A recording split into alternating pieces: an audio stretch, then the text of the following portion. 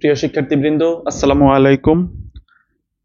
আহ, আজকে হচ্ছে একটা অত্যন্ত হৃদয় বিদারক দিন। আজকে তোমরা জানো, মাইলস্টোন স্কুলে যে বিমান দুর্ঘটনা হইলো, সেখানে অনেক স্টুডেন্টরা, ছোট ছোট বাচ্চারা অগ্নিদগ্ধ হয়ে আহত নিহত অনেকেই হচ্ছে। তো আজকে আমাদের মূলত ক্লাস নেওয়ার মানে কারোই প্রিপারেশন ছিল না, কিন্তু তোমাদের কালকে পরীক্ষা, এই কারণে আজকে আমরা এমসিকিউ ক্লাসটা দিয়ে দিচ্ছি।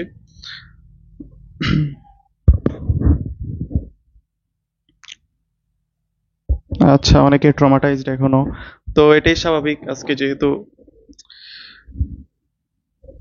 আচ্ছা, তাহলে আমরা শুরু করি। অনেকে সালাম দিচ্ছ, ওয়ালাইকুম আসসালাম। তো ক্লাসটি শুরু করার আগে আমার ভয়েস ঠিকঠাক ভাবে শোনা যাচ্ছে কিনা একটু এনশিওর করো। আর তোমাদের যে সকল বন্ধুরা পেইড ব্যাচে ছিল এবং যারা এইচএসসি পরীক্ষা দিবে, তাদের সবাইকে তোমরা মেনশন করে দিতে পারো। আমরা দ্রুত এই ক্লাসটি শুরু করবো এবং দ্রুত ইনশাল্লাহ শেষ করব।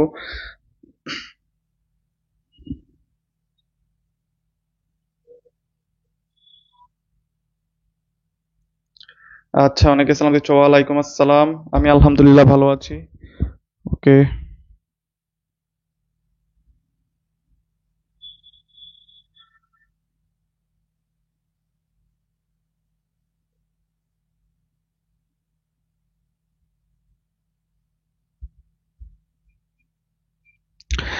আচ্ছা, তাহলে আমরা শুরু করি। দেখেন, প্রথমে হচ্ছে এই যে এটা হচ্ছে আমরা উৎপাদন ব্যবস্থাপনা ও বিপণন দ্বিতীয় পত্র, কালকের যে পরীক্ষাটা হবে সেটা প্রথমত দিয়ে আমরা শুরু করছি মার্কেটিং বা বিপণনের ধারণা। প্রথমত হচ্ছে বিপণনের ধারণা। আচ্ছা, আমরা কালকে যখন সিকিউ প্র্যাকটিস করছিলাম তখন কিন্তু আমরা বলে দিয়েছিলাম এই অধ্যায় থেকে কোন কোন বিষয়গুলো গুরুত্বপূর্ণ। তাছাড়া আমরা যখন সিকিউ বা আমরা ডিটেলস ক্লাস নিয়েছিলাম সেখানেও বলছিলাম যে বিষয়গুলো দেখাইছিলাম সেগুলো হচ্ছে গুরুত্বপূর্ণ, এগুলোই আপনাদের কালকে আসবে ইনশাল্লাহ। তো যাদের এখনো বেসিক দুর্বলতা আছে, তারা ওই ভিডিওগুলো একটু দেখে নিতে পারেন। তো আমরা আজকে ক্লাসটা শুরু করি। প্রথম হচ্ছে বিপণনের ধারণা ফার্স্ট চ্যাপ্টার। তো এই চ্যাপ্টার থেকে কি কি প্রশ্ন আসবে? এই চ্যাপ্টার থেকে হচ্ছে বিপণনের বৈশিষ্ট্যগুলো আপনাদের গুরুত্বপূর্ণ। তারপরে হচ্ছে বিপণনের যে ক্রমবিকাশ, বিপণনের যে যুগগুলা, যেমন হচ্ছে উৎপাদন যোগ, বিক্রয় যোগ, পণ্য মতবাদ, তারপরে হচ্ছে বিপণন মতবাদ, সম্পর্ক ভিত্তিক বিপণন মতবাদ, সামাজিক যোগাযোগ মাধ্যম বিপণন মতবাদ, সামাজিক যোগ বিপণন মতবাদ। তো এই মতবাদগুলো বেশি গুরুত্বপূর্ণ, এগুলো আসবে। তাহলে এই তিনটা বিষয় পড়লে আপনাদের ইনশাল্লাহ এই চ্যাপ্টার কভার হয়ে যাবে। তো আমরা এমসিকিউ শুরু করে দিচ্ছি, অনেকে উত্তর দেওয়া শুরু করছেন, মাশাআল্লাহ। তো প্রথমটা কি হবে, বলছে যে মার্কেটিং শব্দের অর্থ কি। মার্কেটিং শব্দের অর্থ কি? তাহলে আমরা জানি মার্কেটিং শব্দের অর্থ হচ্ছে বিপণন। আর যদি শুধু বলতো মার্কেট শব্দের অর্থ কি, তাহলে এটা বাজার হতো। তাহলে সঠিক উত্তর কি? বিপণন। তারপরে দ্বিতীয়টা বলছে বিপণন কার্যক্রম কখন থেকে শুরু হয়। বিপণন কার্যক্রম কখন থেকে শুরু হয়? আচ্ছা, আপনাদেরকে লাস্টের ফার্স্ট পেপারে যে ক্লাসটা করিয়েছিলাম সেখানেও আপনারা মাশাআল্লাহ অনেক কমন পাইছিলেন কালকে, যেটা আপনারা বললেন। তো আজকের ক্লাসেও তেমন টপ এমসিকিউ গুলো আমরা আজকে আলোচনা করব। তো এগুলা থেকে হচ্ছে আপনারা ইনশাল্লাহ কমন পাবেন। তো একটু মনোযোগ দিয়ে ক্লাসটা করেন, আর যা যা সমস্যা থাকলে এগুলো একটু বলবেন, দেখিয়ে দেবো। বলছে যে বিপণনের কার্যক্রম কোথা থেকে শুরু হয় বা কখন থেকে শুরু হয়। তো অপশনে বলছে যে উৎপাদনের পরে থেকে, বিক্রয়ের পরে, বিক্রয়ের পূর্বে, উৎপাদনের পূর্বে। তাহলে কি হবে উত্তর? অনেকে দিচ্ছেন দুইয়ের কি দিয়েছেন আপনারা? দুইয়ের গ দিয়েছেন, দুইয়ের এ দিয়েছেন, দুইয়ের ঘ দিয়েছেন, অনেকে মিশ্র। তাহলে বিপণনের কার্যক্রম কি করা হয়? বিপণন, তারা যে কার্যক্রমগুলো করে তারা হচ্ছে ক্রেতাদের প্রয়োজন অভাব চাহিদাগুলো আগে বোঝার চেষ্টা করে, তারপর সেই অনুযায়ী পণ্য উৎপাদন করে ক্রেতাদের কাছে পৌঁছে দেয়। তাহলে এটা কোত্থেকে শুরু হয়? উৎপাদনের পূর্বে ক্রেতাদের আগে প্রয়োজন অভাব চাহিদাগুলো জানে, তারপর হচ্ছে পণ্য সরবরাহ করে। তাহলে কোত্থেকে শুরু হয়? উৎপাদনের পূর্ব থেকেই শুরু হয়। 3 নাম্বারটা দেখেন, বলছে বিপণনের যাবতীয় কার্যক্রম যাদের নিয়ে আবর্তিত হয় তাদেরকে কি বলা হয়? তাদেরকে পাইকার, ভোক্তা, উৎপাদক, মধ্যস্থ, কারবারি। তাহলে কি হয়? বিপণনের যাবতীয় কার্যক্রম যাদের নিয়ে আবর্তিত হয় তাদেরকে কি বলে? পাইকার বলে, ভোক্তা বলে, উৎপাদক বলে, নাকি মধ্যস্থকারী বলে? মধ্যস্থ কারবারি বলে। তাহলে কি দিয়েছেন? ভোক্তা। বিপণনের যাবতীয় কার্যক্রম। আচ্ছা, বিপণনের তো অনেক ধরনের কার্যক্রম আছে। যেমন হচ্ছে তারা পরিবহন করে, গুদামজাতকরণ করে রাখে, তারপর হচ্ছে মোড়কীকরণ করে, তারপর ক্রয় বিক্রয় বিপণনের কাজ, তারপর হচ্ছে মান নির্ধারণ, প্রমিতকরণ, পর্যায়িতকরণ, সবগুলোই তো তারা করে। তো এখন হচ্ছে তাদের যে কার্যক্রমটা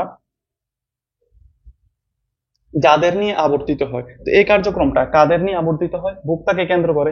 কাকে? ভোক্তাকে কেন্দ্র করে সবগুলো কার্যক্রম সম্পাদিত হয়। এই কারণে বিপণনের তাহলে বিপণনের কার্যক্রম যাদের নিয়ে আবর্তিত হয় তারা হচ্ছে ভোক্তা। তারা হচ্ছে ভোক্তা। যারা যারা ঘ দিয়েছেন তাদেরটা তো হয়েছে। আচ্ছা, তাহলে আমরা নেক্সট দেখি। 4 নাম্বারটা বলছে কোনো কিছু পাওয়ার থেকে নিজেকে বঞ্চিত মনে করাকে কি বলে? কোনো কিছু পাওয়া থেকে নিজেকে বঞ্চিত মনে করাকে কি বলে? তাহলে 4 নাম্বারটা কি হবে? বলছে অভাব, চাহিদা, প্রয়োজন, আকাঙ্ক্ষা। কোনো কিছু থেকে নিজেকে বঞ্চিত মনে করার যে অনুভূতি, সেটাকে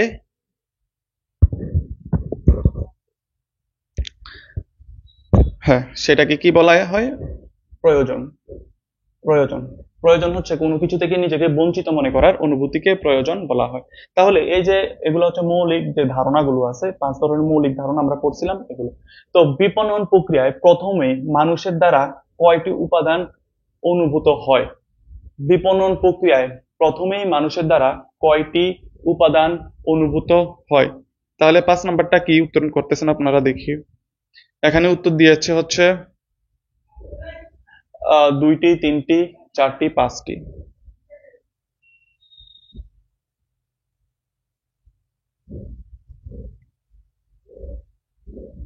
তাহলে কয়টি উপাদান অনুভূত হয়? মানুষের দ্বারা কয়টি উপাদান? 4 দিয়েছেন। ঘ 5 কি দিচ্ছেন? 5। আচ্ছা, হ্যাঁ, মানুষের দ্বারা 3টি উপাদান অনুভূত হয়। তাহলে 3টি কি কি? এটা হচ্ছে প্রয়োজন। প্রয়োজনগুলো এগুলো মানুষের দ্বারা সৃষ্টি হয়। অভাব, অভাব, প্রয়োজন, অভাব, চাহিদা। প্রয়োজন, অভাব, চাহিদা, এই যে 3টা উপাদান এগুলো হচ্ছে মানুষের দ্বারা সৃষ্টি হয়। তো এগুলো মানুষের দ্বারা সৃষ্টি হয় এই কারণে বলছে যে বিপণন প্রক্রিয়ার প্রথমেই যে মানুষের দ্বারা কয়টি উপাদান সৃষ্টি হয়? তাহলে এই 3টি উপাদান। তারপর হচ্ছে সংস্কৃতি, ব্যক্তিত্ব মানুষের কি পূরণে পূর্বশর্ত হিসেবে কাজ করে? সংস্কৃতি এবং ব্যক্তিত্ব মানুষের কি পূরণের পূর্বশর্ত হিসেবে কাজ করে? প্রয়োজন, অভাব, সন্তুষ্টি, চাহিদা। তাহলে এটাও পারার কথা। এগুলো হচ্ছে আমরা সংজ্ঞার মধ্যে আমরা এগুলো পড়েছিলাম, যে প্রয়োজন, অভাব, চাহিদার যে সংজ্ঞাগুলো ছিল সেখানে আমরা এগুলো পড়ছিলাম।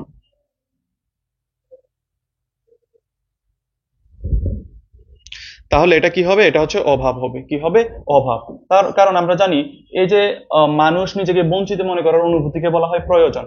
প্রয়োজন বলে এই প্রয়োজনটা যখন মানুষের ব্যক্তিত্ব এবং সংস্কৃতি দ্বারা প্রভাবিত হয় তখন তাকে কি বলা হয়? অভাব বলা হয়। তাহলে কোনো একটা জিনিস অভাব হওয়ার পূর্বে আমার এটা ব্যক্তিত্ব এবং সংস্কৃতি দ্বারা এটা প্রভাবিত হতে হয়। তাহলে এটা হচ্ছে ব্যক্তিত্ব এবং সংস্কৃতি অভাবের পূর্ব শর্ত। তারপরে দেখেন 7 নাম্বারটা যদি আমরা দেখি, বলছে যে আধুনিক ব্যবসায়ের একটি মৌলিক অঙ্গ হলো। আধুনিক ব্যবসায়ের একটি মৌলিক অঙ্গ কি? আধুনিক ব্যবসায়ের একটি মৌলিক অঙ্গ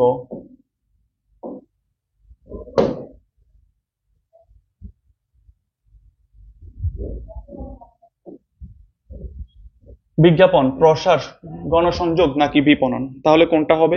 7 নাম্বারটা কি দিয়েছেন আপনারা? 7 দিয়েছেন বিপণন। যেহেতু আমরা অধ্যায় পড়তেছি বিপণনের, তাইলে এটা বিপণনই হবে। পণ্য উৎপাদন হতে শুরু করে ভোগ পর্যন্ত যে সকল কাজ কিসের অন্তর্ভুক্ত? পণ্য উৎপাদন থেকে শুরু করে ভোগ পর্যন্ত সকল কাজের সমষ্টিকে কি বলা হয়? বিপণনের। এগুলো কার কাজ? বিপণনের, ব্যক্তিক বিক্রয়ের, ব্যবস্থাপনার, বিনিময়ের। তাহলে এদিকে কি হয়? এগুলো হচ্ছে সব বিপণনের কাজ। তাহলে আপনারা এগুলো অলরেডি পারবেন, জানেন।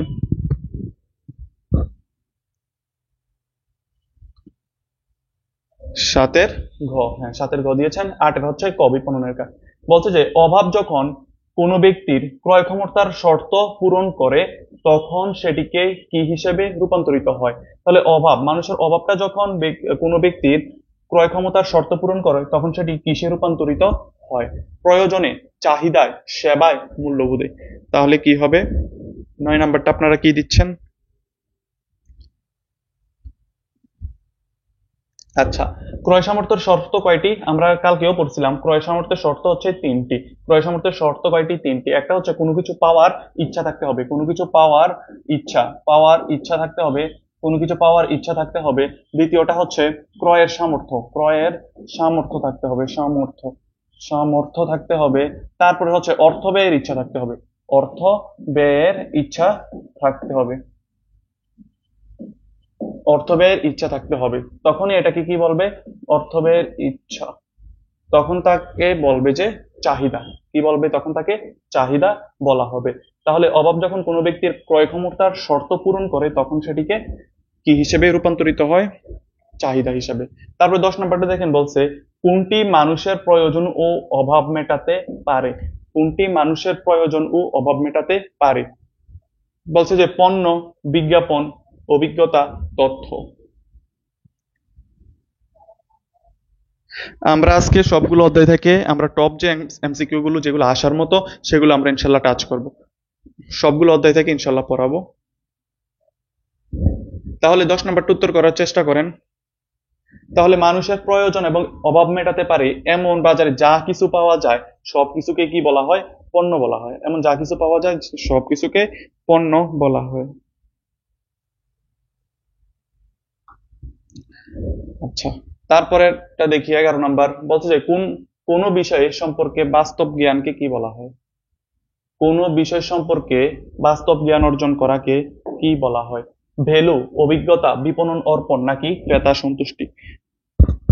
তাহলে এটা কি হবে? 11 নাম্বারটা কি হবে? কোন বিষয় সম্পর্কে বাস্তব জ্ঞান অর্জন করাকে বলা হয় অভিজ্ঞতা। কি বলা হয়? অভিজ্ঞতা। আমরা হচ্ছে বিপণন অর্পণে, পণ্য সেবা অভিজ্ঞতায়, সেখানে আমরা দেখছি কোন বিষয়ে বাস্তবে জ্ঞান অর্জন করাকে অভিজ্ঞতা বলা হয়।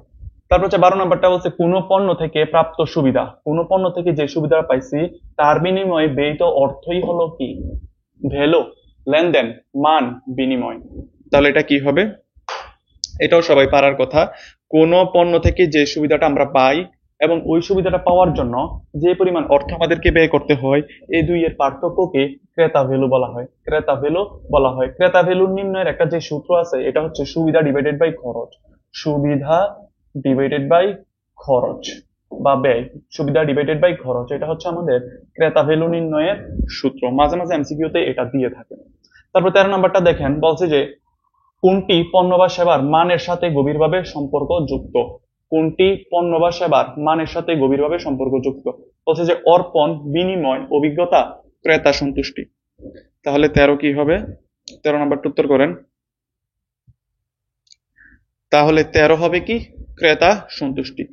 13 হবে কি? ক্রেতা সন্তুষ্টি। কারণ কি? যদি পণ্যের কার্যকারিতা, আমরা পড়ছিলাম পণ্যের কার্যকারিতা বা মান কতটুকু ক্রেতার প্রত্যাশার সাথে সামঞ্জস্য হয়েছে তার মাত্রাকে ক্রেতা সন্তুষ্টি বলা হয়। তাহলে মানের সাথে সম্পর্কযুক্ত হচ্ছে ক্রেতা সন্তুষ্টি। ক্রেতারা পণ্য ক্রয়ের আগে যে মানটা প্রত্যাশা করে তার থেকে যদি বেশি মান পায় তাহলে ক্রেতারা সন্তুষ্ট হয়, যদি কম পায় অসন্তুষ্ট হয়। যদি সমানও পায় তবুও সন্তুষ্ট হয়, যদি বেশি পায় তাহলে ক্রেতারা অতি আনন্দিত হয় বা উল্লাসিত হয়। তো এই জিনিসটা একটু মাথায় রাখলেই হবে। তারপরে 14 নাম্বারটা দেখেন, বলছে যে বিনিময়ের মৌলিক শর্ত কয়টি? বিনিময়ের মৌলিক শর্ত কয়টি?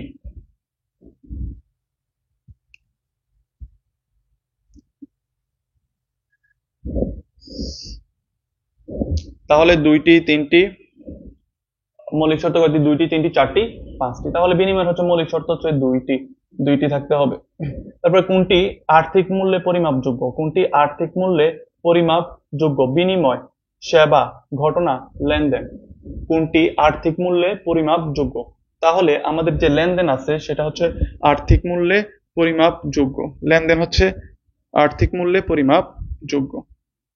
তারপরে দেখেন 16 নাম্বারটা বলছে লেনদেন হতে হলে কমপক্ষে কয়জন থাকতে হয়? লেনদেন হতে হলে কমপক্ষে কয়জন থাকতে হয়? 2 3 4 5। তাহলে কয়জন থাকতে হয়? দুইজন থাকতে হয়। দুইজন, একজন হচ্ছে দাতা, একজন হচ্ছে গ্রহীতা। তারপরে দেখেন, কোন পণ্যের বর্তমান ও সম্ভাব্য ক্রেতার সমষ্টিকে কি বলা হয়? কোন পণ্যের বর্তমান ও সম্ভাব্য ক্রেতার সমষ্টিকে আমরা জানি, কোন পণ্যের বর্তমান বা সম্ভাব্য ক্রেতার সমষ্টিকে বাজার বলা হয়। কি বলা হয়? বাজার বলা হয়। কোন পণ্যের বর্তমান ও সম্ভাব্য ক্রেতার সমষ্টিকে বাজার বলা হয়। তারপরে আমরা নেক্সট প্রশ্নে যাই। দেখেন 18 নাম্বারটা কি বলছে? 18 বলছে কিসের মাধ্যমে প্রকৃত এবং সম্ভাব্য ক্রেতাকে বিন্যাস করা যায়? কিসের মাধ্যমে প্রকৃত এবং বর্তমান ক্রেতাকে বিন্যাস করা যায়? বাজারের মাধ্যমে, বিনিময়ের মাধ্যমে, লেনদেনের মাধ্যমে, ভ্যালুর মাধ্যমে। তা আমরা একটু আগে পড়ছিলাম কি বর্তমান ও সম্ভাব্য ক্রেতার সমষ্টিকে বাজার বলা হয়। বর্তমান ও সম্ভাব্য ক্রেতার সমষ্টিকে বাজার বলা হয়। তাহলে এখানে বলছে কিসের মাধ্যমে প্রকৃত ও সম্ভাব্য ক্রেতাকে বিন্যাস, বিন্যাস মানে হচ্ছে সাজানো হয়, সাজানো হয়। তাহলে কিসের মাধ্যমে হবে? তাহলে কিসের মাধ্যমে হবে? এটা হচ্ছে বাজারের মাধ্যমে, বাজারের মাধ্যমে। 19 বলছে কোন ব্যবস্থার পর থেকে মানুষের মাঝে আধুনিকতার ছোঁয়া আসে? কোন ব্যবস্থার পর থেকে মানুষের মাঝে আধুনিকতার ছোঁয়া আসে? বিজ্ঞাপন, প্রসার, বিনিময়, লেনদেন। আধুনিকতার ছোঁয়া আসে কিসের মাধ্যমে, কোনটির পর থেকে? যখনই লেনদেন সংগঠিত হয়, সরি বিনিময় সংগঠিত হয়, আদান প্রদান। যখন তো মানুষ নিজেরটা নিজে করে খেত, তারপর হচ্ছে বিনিময়, কেউ একটা জিনিস উৎপাদন করতো, কেউ আরেকটা জিনিস। তো একজনের যে উচ্ছিষ্ট অতিরিক্তটা, এটা আরেকজনকে দিত, বিনিময় সে কিছু পাইতো। তো এটা হচ্ছে বিনিময় যুগ। এই বিনিময় যুগের পর থেকে মানুষের মাঝে ধীরে ধীরে লেনদেন, তারপরে আস্তে আস্তে বাকি সবগুলো সংগঠিত হয়। তো বিনিময়কে আধুনিকতার ছোঁয়া হিসেবে ব্যবহার করা হয়। তারপরে দেখেন 20 নাম্বারটা, সর্বপ্রথম কোথায় বিপণন শব্দটির উদ্ভব হয়? বিপণন শব্দটির উদ্ভব হয় সর্বপ্রথম কোথায়? এটা হচ্ছে কোথায় হয়?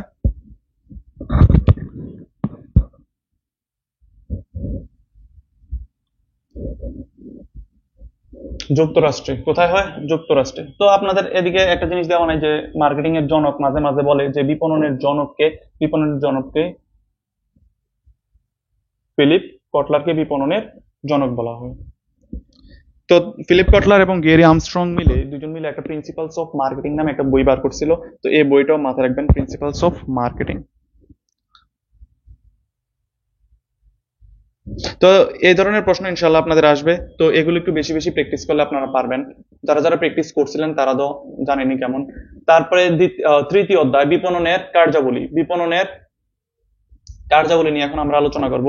বিপণনের কার্যাবলীতে যাওয়ার আগে আমরা একটু বলে দেই, বিপণনের কার্যাবলী মানে হচ্ছে একটা বিপণনকারী প্রতিষ্ঠান অনেকগুলো কাজ করে থাকে, এই কাজকে বিপণনের কার্যাবলী বলা হয়। তো এই কাজকে মূলত 3 ভাগে ভাগ করছে। কিছু হচ্ছে আহ কিছু হচ্ছে বন্টন সংক্রান্ত কার্যাবলী, কিছু হচ্ছে আহ ক্রয় ক্রয় বিক্রয় সংক্রান্ত কার্যাবলী, কিছু হচ্ছে অন্যান্য কার্যাবলী। তো ক্রয় বিক্রয় করে, তারপর হচ্ছে পরিবহন, গুদামজাতকরণ, মরুকীকরণ করে, তারপর হচ্ছে প্রমিতকরণ, পর্যায়িতকরণ, এগুলো হচ্ছে বেশি গুরুত্বপূর্ণ। ব্যাংকিং, অর্থনীতি সবগুলোই তো আছে। তো প্রথমে যদি আমরা দেখি, অর্থের বিনিময়ে কোনো কিছুর মালিকানা গ্রহণ করাকে কি বলা হয়? কোনো কিছুর মালিকানা গ্রহণ করাকে কি বলা হয়? তাহলে অর্থের বিনিময়ে কোনো কিছুর মালিকানা গ্রহণ করাকে, মাশাআল্লাহ অনেকে দিচ্ছেন, মালিকানা গ্রহণ করাকে ক্রয় বলা হয়। আর যদি বলতো মালিকানা হস্তান্তর করা হয়, হস্তান্তর করা হইলে এটা হচ্ছে বিক্রয় বলা হইতো। বিপণনের অন্যতম কাজ কি? বিপণনের অন্যতম কাজ হচ্ছে বিজ্ঞাপন দেওয়া, ভোক্তা সন্তুষ্টি, পরিবহন ব্যবস্থা, পরিবেশ বিশ্লেষণ করা। তাহলে 2 কি দিচ্ছেন? ভোক্তা সন্তুষ্টি বিপণনের অন্যতম কাজ। ভোক্তা সন্তুষ্টি হচ্ছে বিপণনের প্রধান কাজ। তো দ্বিতীয়টা কি হবে? বিপণনের অন্যতম কাজ হচ্ছে বিজ্ঞাপন দেওয়া হচ্ছে বিপণনের কাজ, পরিবহন ব্যবস্থাও কাজ, ভোক্তা সন্তুষ্ট তো প্রধান কাজ, হচ্ছে অন্যতম কাজ। তাহলে এগুলো হচ্ছে মেইন কাজ। আর এটা হচ্ছে অন্যান্য কাজের মধ্যে পড়ে, পরিবেশের বিশ্লেষণ করা। তারপরে দেখেন কোনটির মাধ্যমে পণ্যের মালিকানা বা সত্ত্ব হস্তান্তর করা হয়?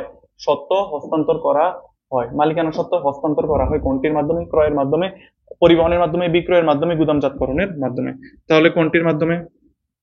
আপনারা কি দিচ্ছেন? তাহলে হবে হস্তান্তর হচ্ছে বিক্রয়ের মাধ্যমে, আর মালিকানা গ্রহণ হচ্ছে ক্রয়ের মাধ্যমে। হস্তান্তর করা হয় বিক্রয়, আর মালিকানা গ্রহণ করা হয় ক্রয়ের মাধ্যমে।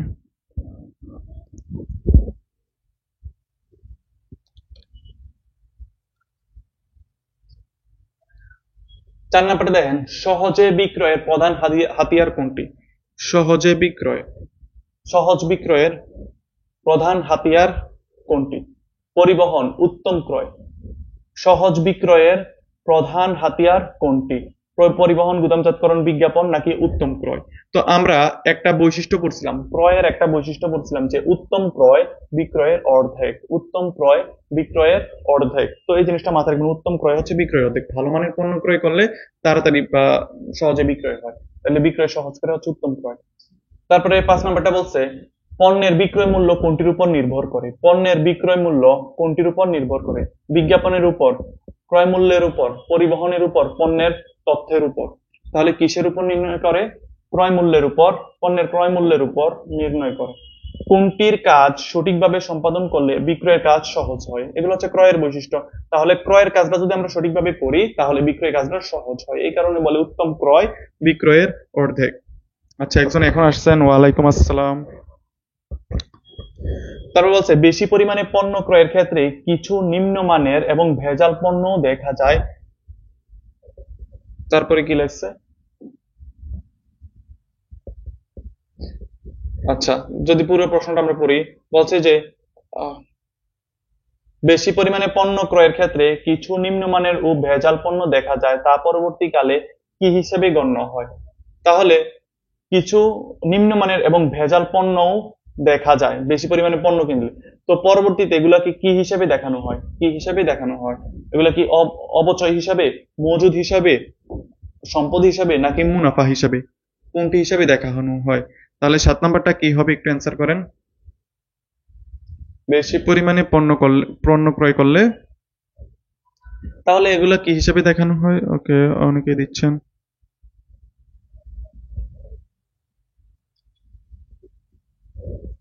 তাহলে শুরুতে শুরুতে ধরেন অতিরিক্ত কিনলো, এটা কি নিম্নমানের নাকি ভেজাল, এই জিনিসটা প্রথমে না দেখলে হবে।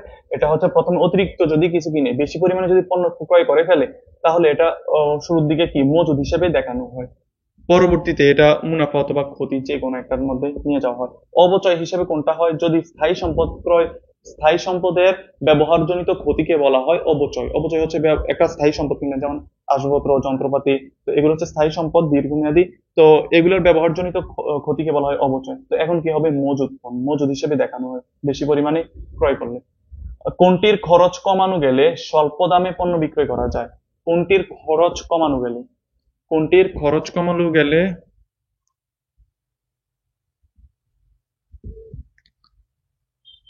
তাহলে পণ্য ক্রয়ের যদি আমরা খরচটা কমাই, পণ্য ক্রয়ের খরচটা কমালে আমরা কি করতে পারি? পণ্যটা দ্রুত স্বল্প দামে বিক্রি করতে পারি। মানে আমি যদি কাঁচা মালটা কম দামে কিনতে পারি তাহলে আমার উৎপাদন খরচও কম হয়, এতে করে আমি পণ্যের দামও কম নির্ধারণ করতে পারি। তারপরে 9 নাম্বারটা দেখেন, ভোক্তাদের জীবনযাত্রার মান উন্নত হবে কখন? ভোক্তাদের জীবনযাত্রার মান উন্নত হবে কখন? যখন নিয়মিত পণ্য সরবরাহ হয়, পণ্য বিজ্ঞাপনে, অধিক মুনাফায়, ঋণের সুবিধায়। তাহলে আমরা যখন নিয়মিত পণ্য সরবরাহ করব, নিয়মিত মানে হচ্ছে নিয়মিত পণ্য সরবরাহ করলে আমার চাহিদা এবং যে যোগান এটার মধ্যে সামঞ্জস্য থাকবে, তবে হচ্ছে ভোক্তারা তাদের জীবনযাত্রার মান উন্নত হবে। তারপরে 10 নম্বরটা একটু দেখেন, বলছে যে বিপণনের মূল কাজ কোনটির মাধ্যমে শুরু হয়? বিপণনের মূল কাজ কিসের মাধ্যমে শুরু হয়? তাহলে কিসের মাধ্যমে শুরু হয় বিপণনের মূল কাজ? হ্যাঁ, 9 হচ্ছে কি, ক্রয়ের মাধ্যমে বিপণনের মূল কাজ শুরু হয়। তবে বিপণনের সবচেয়ে গুরুত্বপূর্ণ কাজ হচ্ছে বিক্রয়। গুরুত্বপূর্ণ যদি বলে গুরুত্বপূর্ণ কাজ কোনটি?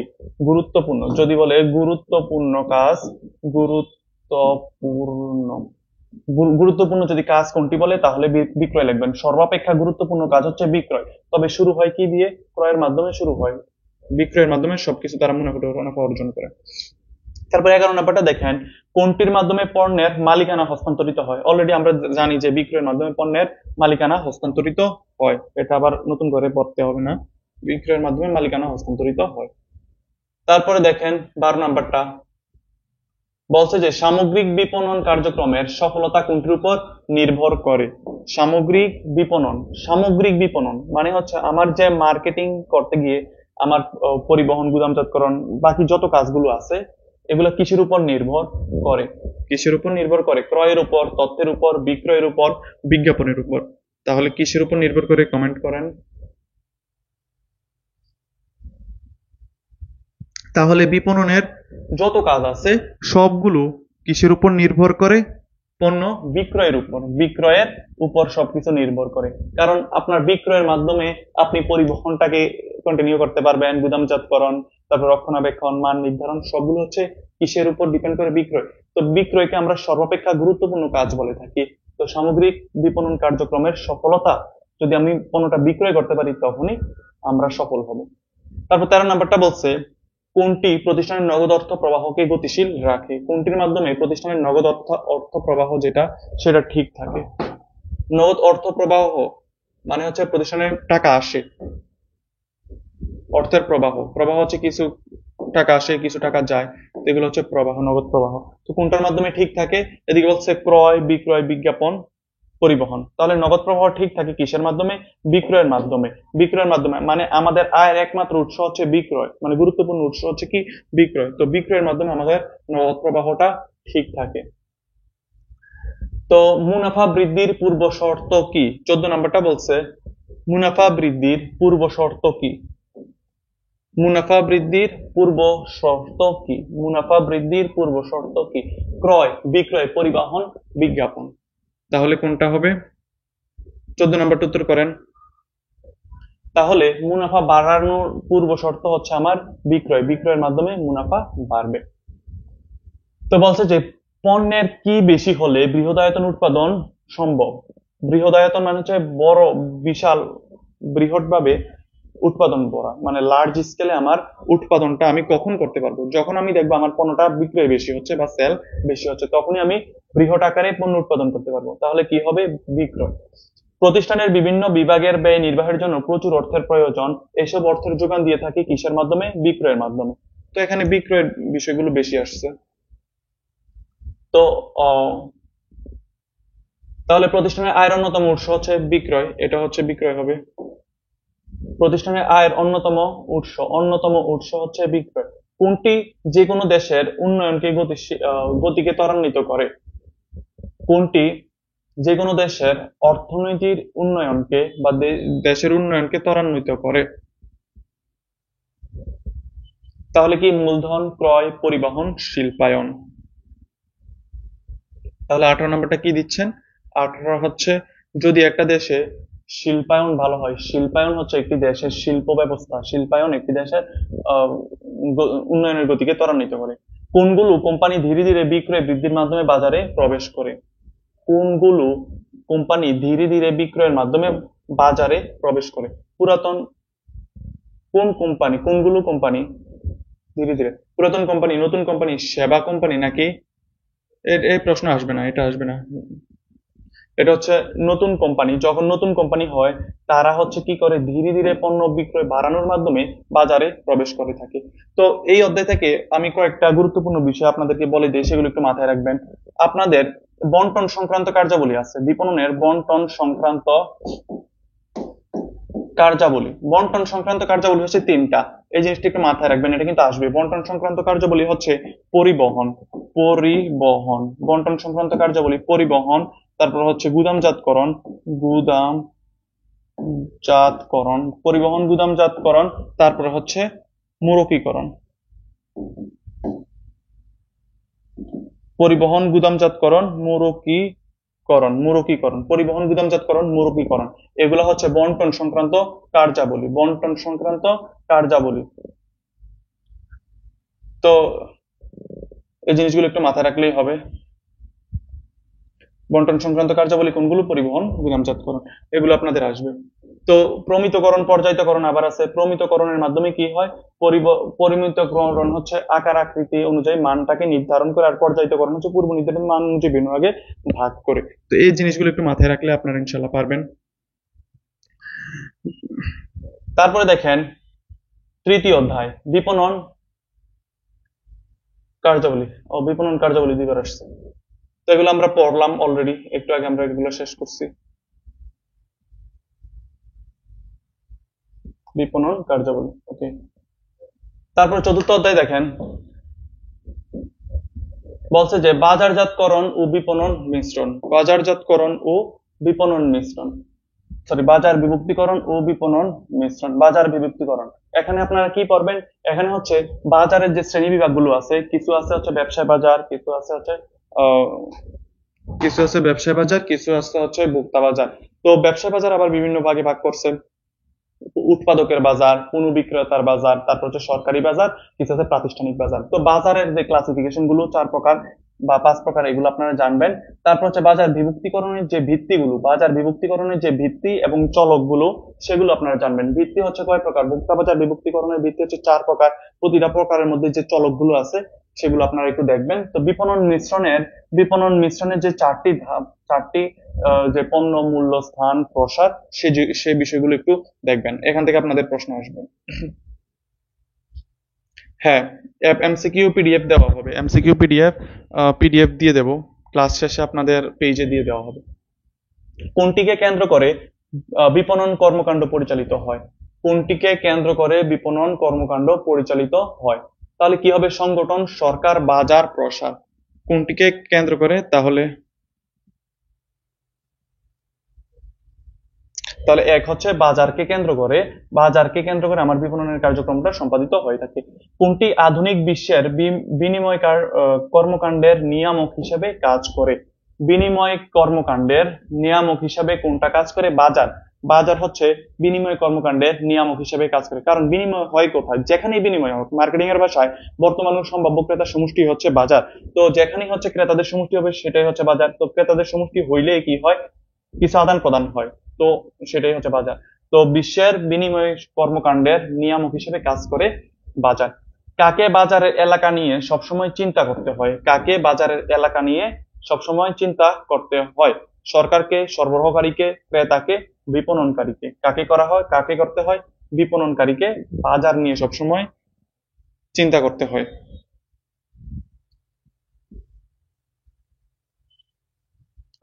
তারপরে 4 নাম্বারটা দেখেন, অনেকে 7 নাম্বারের উত্তর দিচ্ছেন। 4 নাম্বারটা আমরা যদি দেখি, বলছে যে কোথায় ক্রেতা এবং বিক্রেতারা সম্মিলিত হয়? কোথায় ক্রেতা এবং বিক্রেতারা? তো আমরা জানি বাজারে ক্রেতা এবং বিক্রেতারা সম্মিলিত হয়, একত্রিত হয়। কোনটি থাকলে বাজারের আয়তন জাতীয় সীমানা ছাড়িয়ে যায়? কোনটি থাকলে বাজারের আয়তন জাতীয় সীমানা ছাড়িয়ে যায়? ব্যাপক চাহিদা, ব্যাপক সুনাম, বিক্রয় কম, কম চাহিদা। তাহলে যদি চাহিদা বেশি থাকে তখন হচ্ছে বাজারের যে পরিধি, আমরা জানি না চাহিদা বাড়লে বিক্রয় বাড়ে, বিক্রয় বাড়লে মুনাফা বাড়ে, মুনাফা বাড়লে বাজার সম্প্রসারিত হয়, মানে বাজার বড় হয়। তাহলে ব্যাপক চাহিদার মাধ্যমে বাজারের সীমানা বাড়ে। কোথায় বিপণনকারীদের সর্বদা প্রতিযোগিতা বিদ্যমান থাকে? তাহলে কোথায় হয়? বাজারে বিপণনকারীদের মধ্যে প্রতিযোগিতা বিদ্যমান থাকে। তারপরে দেখেন, বাজারকে কয় ভাগে ভাগ করা যায়? বাজারকে প্রধানত 2 ভাগে ভাগ করা যায়। বাজারকে প্রধানত 2 ভাগে ভাগ করা যায়। কি কি? একটা হচ্ছে ভোক্তা বাজার, আর একটা হলো ব্যবসা বা শিল্প বাজার। একটাকে ভোক্তা বাজার, ভোক্তা, আর একটা হলো শিল্প বাজার বা ব্যবসায় বাজার। এটাকে ব্যবসায় বাজার বলা হয়। ব্যবসায় বাজার, ভোক্তা বাজার বলা হয়, ব্যবসায় বাজার বা শিল্প বাজার বলা হয়। তাহলে 2 ভাগে ভাগ করা যায়। তারপর বলছে ভোগ্য পণ্যের ক্রেতা সাধারণকে নিয়ে যে বাজারটা গঠিত হয় তাকে কি বলা হয়? সরকারি বাজার। ভোগ্য পণ্যের ক্রেতাদের নিয়ে যে বাজার গঠিত হয় তাকে কি বলা হয়? সরকারি, আন্তর্জাতিক, শিল্প নাকি ভোক্তা বাজার? কি বাজার? ভোক্তা বাজার বলা হয়। তারপরে 9 নাম্বারটা দেখেন,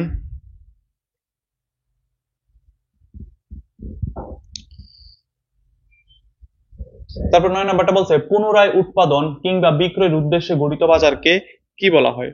পুনরায় উৎপাদন অথবা বিক্রয়ের উদ্দেশ্যে পুনরায় উৎপাদন কিংবা বিক্রয়ের উদ্দেশ্যে গঠিত বাজারকে কি বলা হয়? ভোক্তা বাজার, শিল্প বাজার, পুনঃবিক্রেতার বাজার।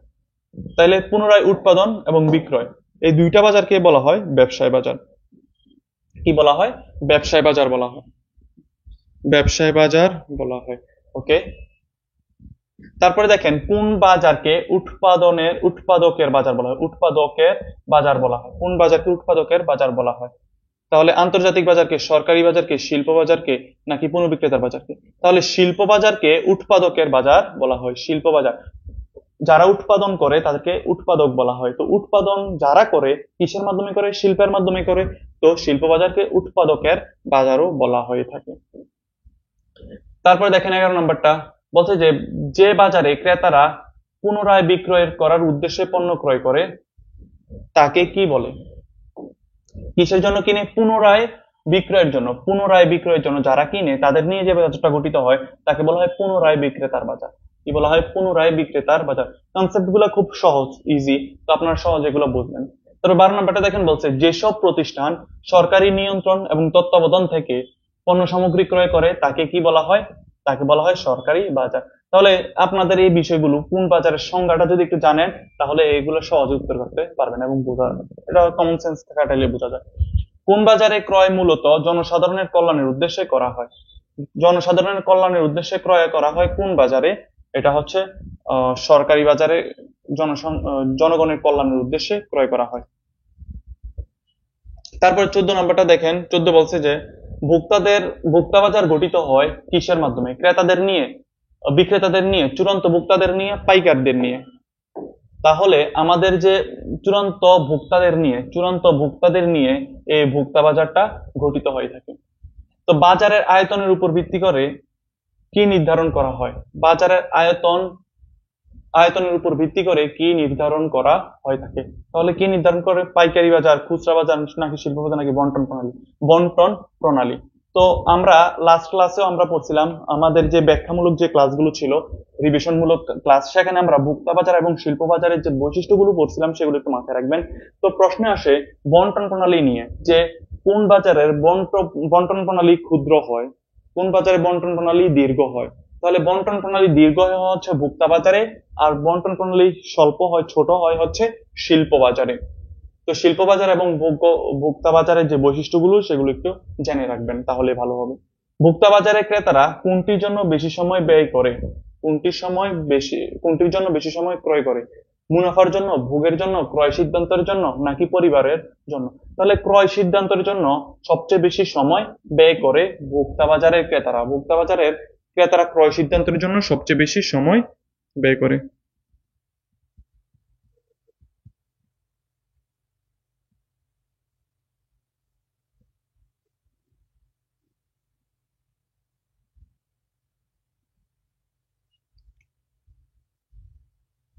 আচ্ছা, একজন বলছেন যে এগ্রিকালচারের আগে কি ক্লাস হবে?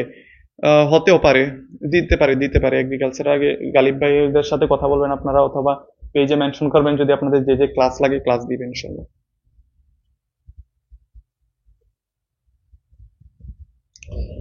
আচ্ছা, তারপরে বলছে কোন বাজারের আয়তন বড় হওয়ায় প্রতিযোগীর সংখ্যা বেশি থাকে? কোন বাজারের আয়তন বড় হয়? তো আমরা বলছিলাম যে ভোক্তা বাজার এবং শিল্প বাজারের যে বৈশিষ্ট্যগুলো সেগুলো একটু দেখলে বুঝবেন যে আয়তন বড় হয় কোন বাজারের? ভোক্তা বাজারের। তাহলে এখানে প্রতিযোগিতা হয়, তীব্র প্রতিযোগিতা হয়ে থাকে। তাহলে কোন বাজারে ক্রেতাদের ক্রয় ক্ষমতা কম থাকে? ক্রয় ক্ষমতা কম, এগুলো হচ্ছে আমাদের ভোক্তা বাজারের বৈশিষ্ট্য। তাহলে ভোক্তা বাজারে ক্রয় ক্ষমতা কম থাকে, তারা হচ্ছে অল্প পরিমাণে ক্রয় করে কিন্তু বেশি ঘন ঘন ক্রয় করে, মানে নিয়মিত ক্রয় করে। আর শিল্প বাজার হচ্ছে অনমনীয় চাহিদা।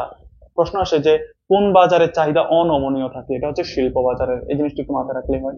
কোন বাজারে ক্রেতারা নির্দিষ্ট এলাকায় অবস্থান করে? নির্দিষ্ট এলাকায় হচ্ছে ভোক্তা বাজারে ক্রেতারা একটা নির্দিষ্ট এলাকায়, সরি, কোন বাজারে ক্রেতারা নির্দিষ্ট এলাকায় অবস্থান করে? শিল্প বাজারে ক্রেতারা হচ্ছে একটা নির্দিষ্ট এলাকায় অবস্থান করে। যেমন সারা পৃথিবীতে সবাই সব জায়গায় ভোক্তারা থাকে, যারা ভোগ করে তারাই হচ্ছে ভোক্তা। তো সব মানুষের ভোক্তা, কিন্তু উৎপাদন কিন্তু সবাই করে না। একটা নির্দিষ্ট এলাকায় যে কারখানাগুলো, সেখানে হচ্ছে পণ্যগুলো উৎপাদন করে থাকে। তো নির্দিষ্ট এলাকায় তারা অবস্থান করে। কারা? শিল্প বাজারে ক্রেতারা নির্দিষ্ট এলাকায় অবস্থান করে। আর ভোক্তা বাজারে এরা হচ্ছে বিস্তৃতভাবে ছড়িয়ে ছিটিয়ে থাকে। তারপরে 20 নম্বর হচ্ছে বন্টন প্রণালী তুলনামূলক ছোট হয় কোনটাতে? বন্টন প্রণালী তুলনামূলকভাবে ছোট হয় শিল্প বাজারে, তুলনামূলকভাবে ছোট হয়। তার এখান থেকে আপনাদের যে চলকগুলো আপনাদেরকে বলছিলাম এখানে দেওয়া নাই।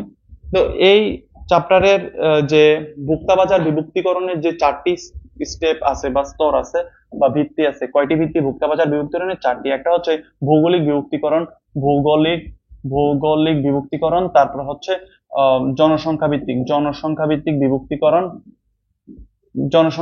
বিভক্তিকরণ, ভৌগোলিক বিভক্তিকরণ, তারপর হচ্ছে মনস্তাত্ত্বিক বিভক্তিকরণ, মনস্তাত্ত্বিক বিভক্তিকরণ, তারপর হচ্ছে আচরণিক বিভক্তিকরণ। এই যে 4টি বিভক্তিকরণ, এটার মধ্যে যে চলক গুলো আছে, কি আছে? চলক।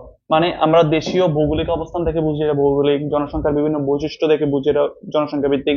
তারপরে আমরা মনস্তাত্ত্বিক যে সামাজিক শ্রেণী, জীবন ধাঁচ, ব্যক্তিত্ব এগুলো দেখে বুঝি হচ্ছে মনস্তাত্ত্বিক। তারপর বিভিন্ন উপলক্ষ এগুলো দেখে বুঝি হচ্ছে আচরণিক। তো এই জিনিসগুলো আপনারা একটু মাথায় রাখবেন। আর পণ্য মূল্য, স্থান, প্রসার, বিপণনের যে 4P, 4P, এই 4P নিয়ে আপনারা ধারণা রাখবেন। পণ্য মূল্য, স্থান, প্রসার, এগুলো থেকে আপনাদের প্রশ্ন আসবে। তারপর দেখেন পঞ্চম অধ্যায়, পণ্য ও পণ্যের মূল্য নির্ধারণ। তো পণ্য ও পণ্যের মূল্য নির্ধারণের মধ্যে আপনারা কি পড়বেন? পণ্যের যে শ্রেণী বিভাগ আছে, পণ্যের যে চার ধরনের পণ্য আছে, পণ্যের শ্রেণী বিভাগটা পড়বেন। তারপর হচ্ছে পণ্যের যে জীবন চক্র, কি জীবন চক্র, পণ্যের জীবন চক্র, পণ্যের জীবন চক্র, পণ্যের জীবন চক্র পড়বেন। পণ্যের যে স্তর আছে, পণ্যের স্তরটা আপনারা পড়বেন। তারপর হচ্ছে পণ্যের মূল্য নির্ধারণ। মূল্য নির্ধারণে 3 ধরনের মূল্য নির্ধারণ আছে। একটা হচ্ছে ব্যয় ভিত্তিক মূল্য নির্ধারণ, ব্যয় যোগ মূল্য নির্ধারণ, ব্যয় যোগ মূল্য নির্ধারণ সেটা পড়বেন। ভ্যালু যোগ মূল্য নির্ধারণ, ভ্যালু যোগ মূল্য নির্ধারণ।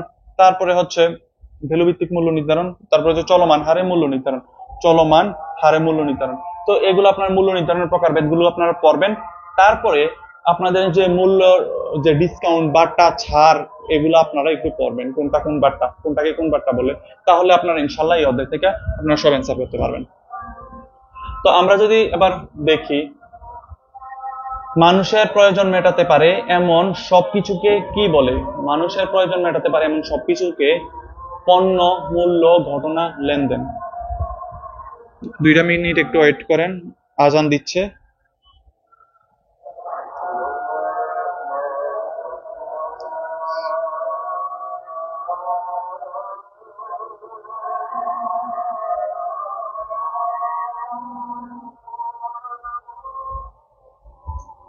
উত্তর দেওয়া থাকবে, পিডিএফ এর উত্তর দেওয়া থাকবে।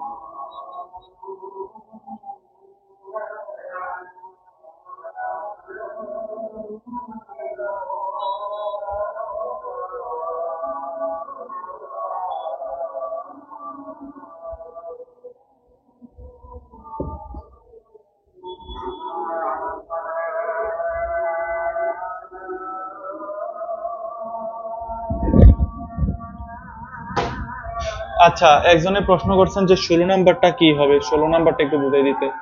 16 নাম্বারটা কি?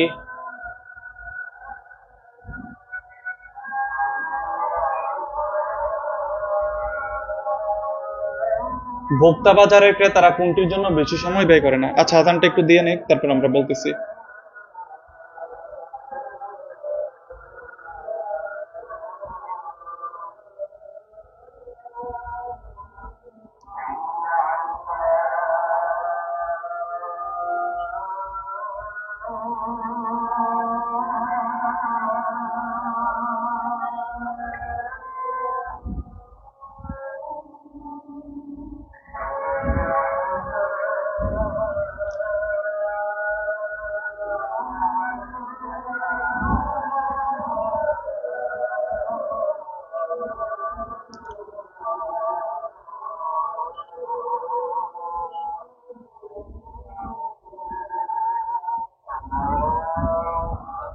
আচ্ছা দেখো, 16 নম্বর বলছে ভোক্তা বাজারে ক্রেতারা কোনটির জন্য ভোক্তা বাজারে ক্রেতারা কোনটির জন্য বেশি সময় ব্যয় করে না।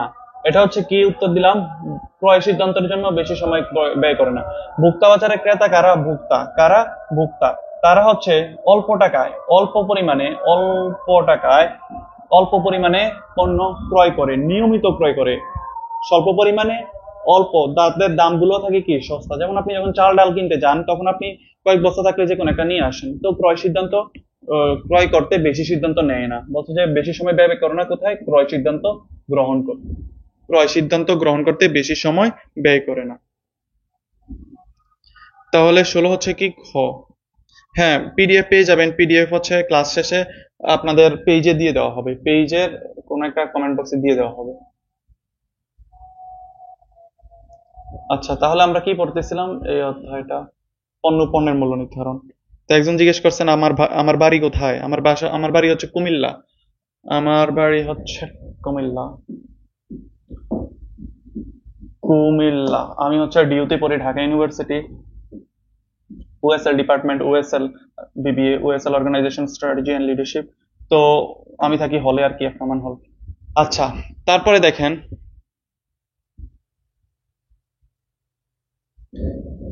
বলছে যে মানুষের প্রয়োজন মেটাতে পারে এমন সবকিছুকে কি বলে। তাহলে আমরা একটু আগে পড়ছিলাম মানুষের প্রয়োজন মেটাতে পারে এমন যা কিছু বাজারে পাওয়া যায় সবকিছুকে পণ্য বলা হয়। মানুষের প্রয়োজন মেটাতে পারে এমন বাজারে যা কিছু পাওয়া যায় সবকিছুকে পণ্য বলা হয়, পণ্য বলা হয়। তারপর বলছে ব্যক্তিগত অথবা পারিবারিক ভোগের বা ব্যবহারের জন্য ক্রয় করা হয় কি। ব্যক্তিগত অথবা পারিবারিক ভোগ বা ব্যবহারের জন্য ক্রয় করা হয় কোনটি?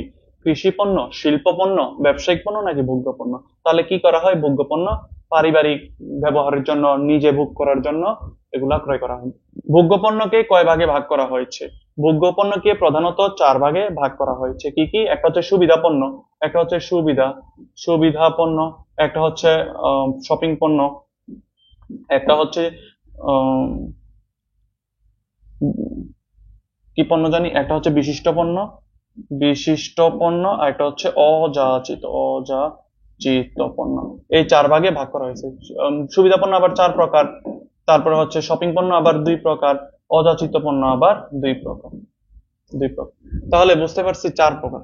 তারপর বলছে সুবিধা পণ্যকে আবার কয় ভাগে ভাগ করা হয়েছে? সুবিধা পণ্যকে আবার 4 ভাগে ভাগ করা হয়েছে। তাহলে কি কি? একটা হচ্ছে নিত্য প্রয়োজনীয় বা অত্যাবশ্যকীয় পণ্য, তারপরে হচ্ছে লোভনীয় পণ্য, তারপর হচ্ছে জরুরি পণ্য, আর একটা হচ্ছে সরবরাহ পণ্য। এই 4 ভাগে ভাগ করা হয়েছে। কোনটাকে জরুরি পণ্য, কোনটাকে লোভনীয় পণ্য, সরবরাহ পণ্য, এগুলা উদাহরণগুলো একটু দেখবেন, কারণ আপনারা অলরেডি এগুলো জানেন, এগুলো ফার্স্ট পেপারে আপনাদের পরীক্ষায় আসছিল, তো এগুলো অলরেডি জানা আছে। তারপরে 5 নাম্বারটা দেখেন, 5 নাম্বারটা কি বলছে। বলছে যে যেসব পণ্য বা সেবা ক্রয়ের ক্ষেত্রে প্রযুক্তির স্বতন্ত্র বৈশিষ্ট্য ব্র্যান্ড ইমেজকে প্রাধান্য দেওয়া হয় তাকে কি বলা হয়? যেসব পণ্য ক্রয়ের ক্ষেত্রে প্রযুক্তিতে স্বতন্ত্র বৈশিষ্ট্য এবং ব্র্যান্ড ইমেজকে প্রাধান্য দেওয়া হয় সেটাকে কি বলা হয়? বিশিষ্ট পণ্য, সুবিধা পণ্য, শপিং পণ্য নাকি অযাচিত পণ্য?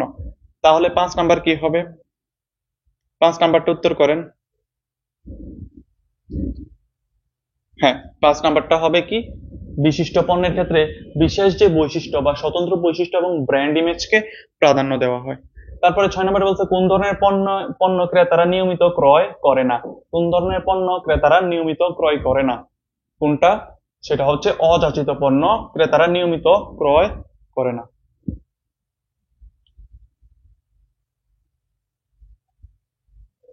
তারপরে দেখেন যে ধরনের পণ্য সম্পর্কে ক্রেতারা খুব বেশি ধারণা বা চিন্তা করে পণ্য ক্রয় করে না সেটা কোনটি? যে ধরনের পণ্য সম্পর্কে ক্রেতা খুব বেশি ধারণা বা চিন্তা করে পণ্য ক্রয় করে না সেটা হচ্ছে সুবিধা পণ্য।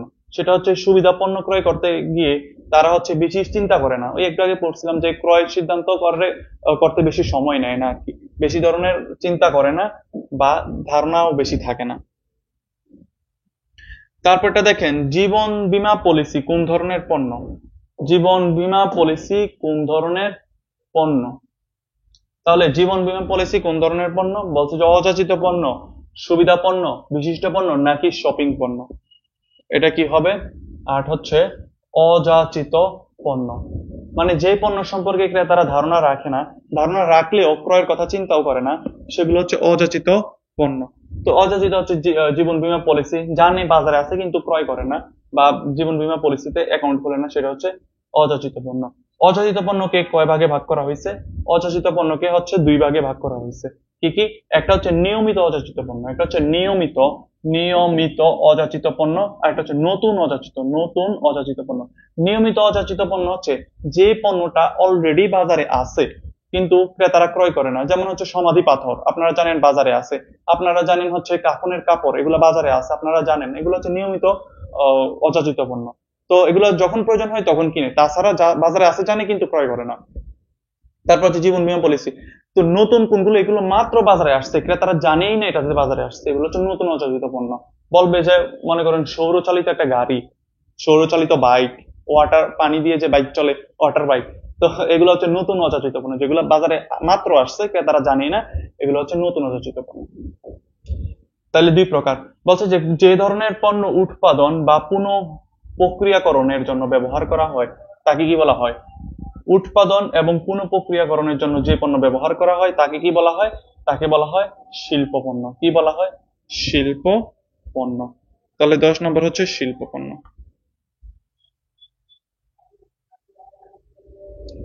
তারপরে দেখেন 11 নম্বর বলছে ক্রেতারা পণ্য ক্রয়ের মাধ্যমে যে সুবিধা বা সেবা প্রত্যাশা করে তাকে কি বলা হয়? ক্রেতারা পণ্য ক্রয়ের মাধ্যমে যে সুবিধা বা সেবা ক্রয় করে তাকে কি বলা হয়? বিক্রেতার ভ্যালু, ক্রেতার ভ্যালু, ভোক্তার ভ্যালু, সরকারি ভ্যালু। তাহলে ক্রেতারা পণ্য ক্রয়ের মাধ্যমে যে সেবা বা সুবিধা প্রত্যাশা করে, ক্রেতারা কারা করে?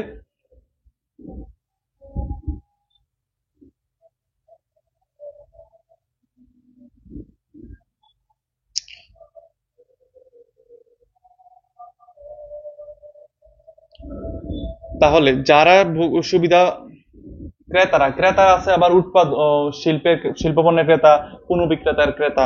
তো ব্যবসা বাজারের ক্রেতা, শিল্প বাজারের ক্রেতা। তো যে ক্রেতাই হোক, তারা একটা পণ্য ক্রয়ের সময় যে প্রত্যাশাটা করে, এই প্রত্যাশাকে বলা হয় ক্রেতা ভ্যালু।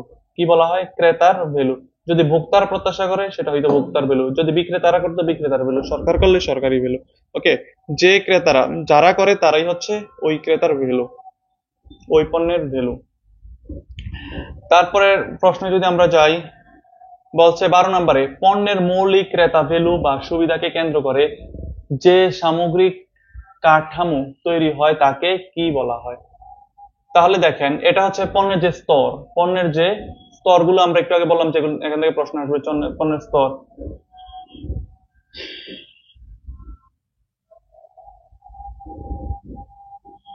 তাইলে আমরা যদি একটু সংক্ষেপে করি, পণ্যের স্তর হচ্ছে তিনটি। পণ্যের স্তর হচ্ছে কয়টি? তিনটি। পণ্যের স্তর হচ্ছে তিনটি। প্রথমটা হচ্ছে মৌলিক ক্রেতা ভ্যালু, মৌলিক ক্রেতা ভ্যালু, ক্রেতা ভ্যালু, মৌলিক ক্রেতা ভ্যালু। দ্বিতীয়টা হচ্ছে বর্ধিত পণ্য,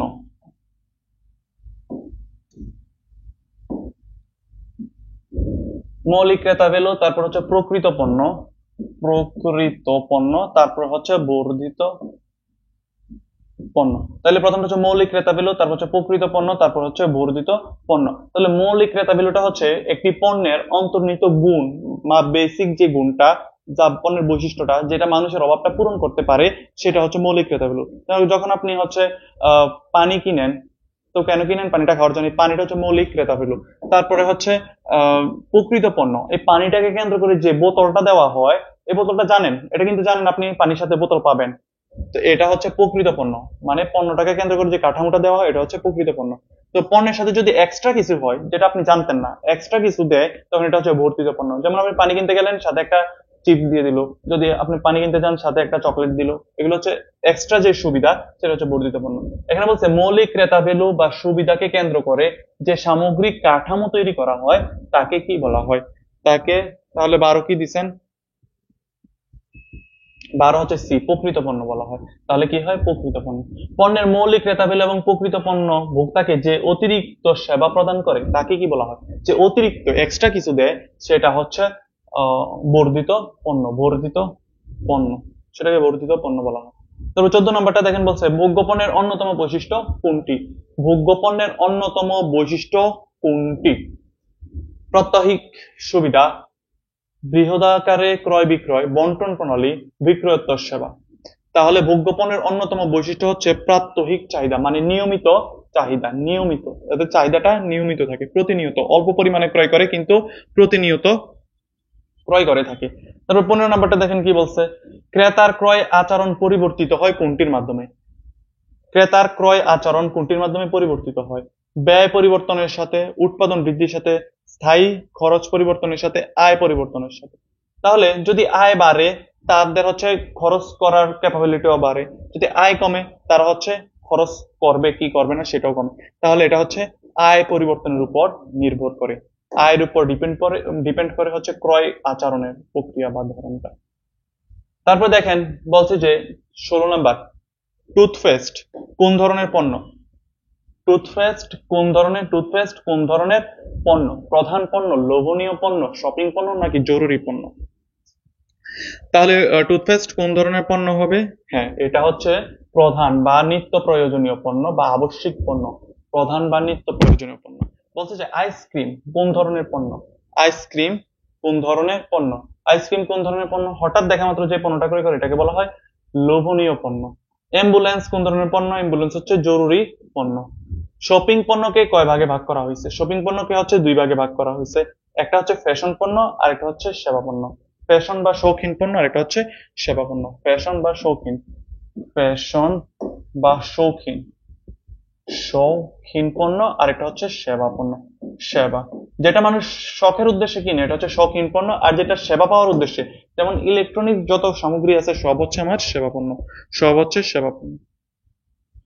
তারপর 20 নাম্বারটা দেখেন বলছে যে কোন পণ্য প্রতিষ্ঠানের মালিক কর্তৃক পুনঃবিক্রয়ের জন্য করা হয়? কোন পণ্য প্রতিষ্ঠানের মালিক কর্তৃক পুনঃবিক্রয়ের জন্য ক্রয় করা হয়? পুনঃবিক্রয়ের জন্য। তাহলে কোন পণ্য পুনঃবিক্রয়ের জন্য করা হয়? এটা হচ্ছে ভোগ্য পণ্য পুনঃবিক্রয়ের জন্য করা হয়। যেমন আপনার যে চাল ডাল পান, এটা কি কারখানা থেকে ডাইরেক্ট আপনার কাছে আসে? আপনার কাছে আসে না, হয়তো পাইকারের কাছে যায়, তারপর খুচরা, তারপরে আপনার কাছে আসে। তো এগুলো হচ্ছে ভোগ্য পণ্য। তাহলে বুঝতে পারছি। তাহলে এই অধ্যায়ের বাকি যে প্রশ্নগুলো সেগুলো হচ্ছে আপনাদের যে জীবন চক্র জীবন চক্রের যে 5টা স্তর আছে, পণ্যের জীবন চক্রের যে 5টা স্তর আছে, ধারণা, উন্নয়ন, তারপর হচ্ছে সূচনা, প্রবৃদ্ধি, পূর্ণতা, পতন। তো এই 5টা স্টেপ আপনাদের মাথায় রাখতে হবে। ধারণা উন্নয়নকে মাতৃগর্ভের সাথে তুলনা করা হয়। এখানে হচ্ছে পণ্য তৈরি করা হয় না, মুনাফা থাকে না, বিক্রয় থাকে না, এখানে হচ্ছে প্রচুর পরিমাণ গবেষণামূলক খাতে অর্থ ব্যয় করতে হয়। তারপরে সূচনা স্তরে মাত্র বাজারে প্রথমবারের মতো আসে, তখন প্রসারমূলক খাতে সবচেয়ে বেশি ব্যয় করতে হয়। বিক্রয় এবং মুনাফা খুব কম আসে, বিক্রয় আসে না বললেই চলে, মাত্র আসছে, কেউ চিনে না, কম ক্রয় করে। প্রবৃদ্ধি স্তরে আইসা সবকিছু বাড়তে থাকে। কি বাড়ে? সবকিছু, বিক্রয় বাড়ে, মুনাফা বাড়ে, তারপর হচ্ছে প্রতিযোগী বাজারে আসতে শুরু করে, তারপরে নতুন পণ্য বাজারে আসতে শুরু করে, সবকিছু হয়। তবে এখানে মুনাফা সর্বোচ্চ হয়। কি হয়? মুনাফাটা সর্বোচ্চ হয় এই প্রবৃদ্ধি স্তরে। আর যে পূর্ণতা স্তর, এটা হচ্ছে সবচেয়ে দীর্ঘস্থায়ী স্তর, সবচেয়ে সময় এই স্তরে থাকে। এখানে সবকিছু তীব্র প্রতিযোগিতা হয়, বিক্রয় পরিমাণ সর্বোচ্চ হয়। এখানে হচ্ছে বিক্রয় সর্বোচ্চ হয়। তো প্রতিযোগিতা মোকাবেলা করার জন্য এখানে কি করা হয়? কোম্পানি তার পণ্যের পরিবর্তন, পরিমার্জন, ডিসকাউন্ট, বার্তা, ছাড়, বিজ্ঞাপন সবকিছু এখানে দেয়। এইটা দীর্ঘস্থায়ী হয়। এখানে বিক্রয়টা সর্বোচ্চ হয়ে ধীরে ধীরে কমতে থাকে, ক্রমহ্রাসমান হারে কমতে থাকে বা ধীরে ধীরে কমতে থাকে এই পূর্ণতা স্তরে। আর পতন স্তরে আইসা পণ্য দ্রুত গতিতে কমতে থাকে, পণ্য বিক্রয়টা দ্রুত গতিতে কমতে থাকে, একসময় বাজার থেকে হারিয়ে যায়। তো এগুলো একটু পড়বেন। তারপর পণ্য মূল্য নির্ধারণটা একটু পড়বেন, তাহলে হবে। মূল্য নির্ধারণে একটা যে আছে ব্রেক ইভেন পয়েন্ট, এটা একটু দেখবেন যে যে বিন্দুতে বিক্রয়, আয় এবং মোট ব্যয় সমান হয় সেটাকে ব্রেক ইভেন পয়েন্ট বলা হয়। ব্রেক ইভেন পয়েন্টে আয় এবং ব্যয় সমান থাকে, এই জিনিসটা মাথায় রাখবেন, সেটা এমসিকিউ তে আসবে। ওকে, তারপরে অধ্যায়ে যাই আমরা। বলছে যে বিক্রয়, প্রসার ও বিজ্ঞাপন। বিক্রয়, প্রসার ও বিজ্ঞাপন। তো প্রথমে আমাদের বিপণন প্রসার সম্পর্কে ধারণা রাখবেন। বিপণন প্রসার মানে হচ্ছে প্রসার আর কি। প্রসার মানে হচ্ছে বিক্রয় বৃদ্ধির কার্যক্রম।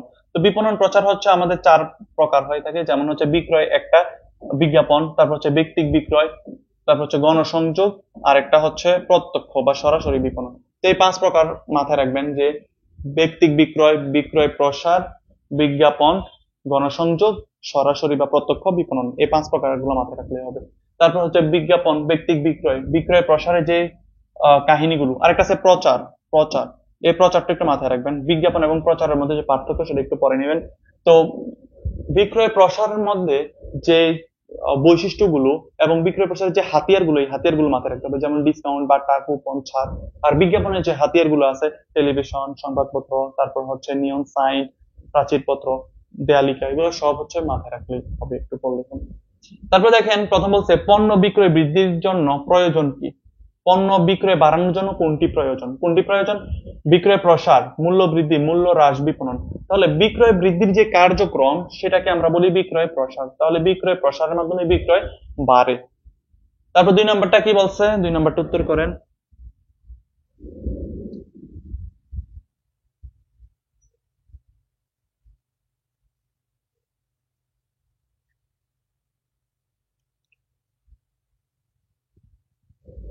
দুই নম্বর বলছে বিক্রয় প্রসারে তাৎক্ষণিকভাবে উৎসাহিত করে করে কোনটি? বিক্রয় প্রসারে তাৎক্ষণিকভাবে উৎসাহিত করে কোনটি? পণ্য বিক্রয়ে, পণ্য ক্রয়ে, পণ্য মূল্য হ্রাসে, পণ্য মূল্য বৃদ্ধিতে। বিক্রয় প্রসারের হাতিয়ার হচ্ছে একটা ডিসকাউন্ট, ছাড়। এটা যদি ডিসকাউন্ট দেন বা ছাড় দেন, মূল্য হ্রাস করেন, তখন পণ্য বিক্রয়টা দ্রুত গতিতে বাড়ে, তাৎক্ষণিক বাড়ে। তাহলে তাৎক্ষণিকভাবে উৎসাহিত করে কোনটি? তাৎক্ষণিকভাবে উৎসাহিত করে হচ্ছে এই পণ্য মূল্য হ্রাস।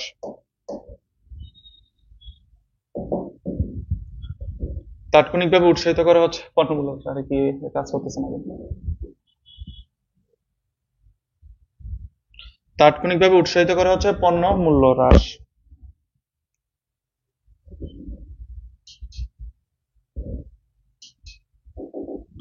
একটা মিনিট।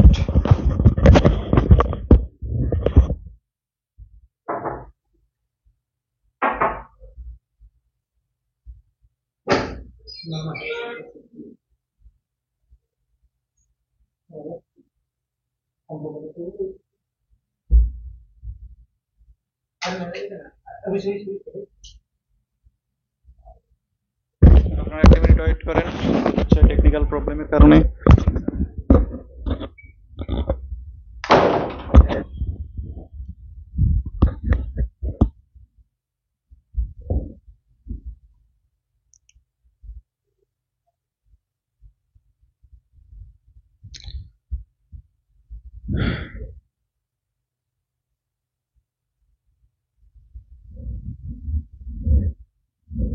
আপনারা একটু ওয়েট করেন, আমাদের হচ্ছে টেকনিক্যাল প্রবলেমের কারণে এটা চলে গেছে, তো আবার আসছে।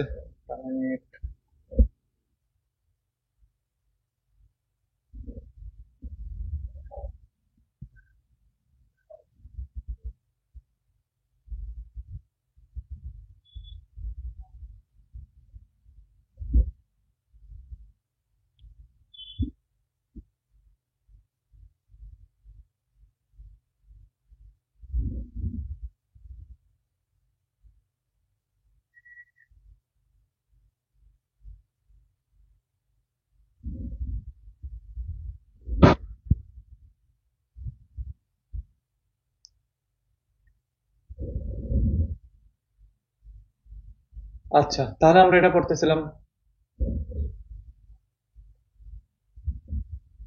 তাহলে পণ্য বিক্রয়ে তাৎক্ষণিক উৎসাহিত করে হচ্ছে পণ্যের মূল্য হ্রাস। পণ্য মূল্য হ্রাস হচ্ছে তাৎক্ষণিক, পণ্য বিক্রয়ে তাৎক্ষণিক উৎসাহিত করে পণ্য মূল্য হ্রাস।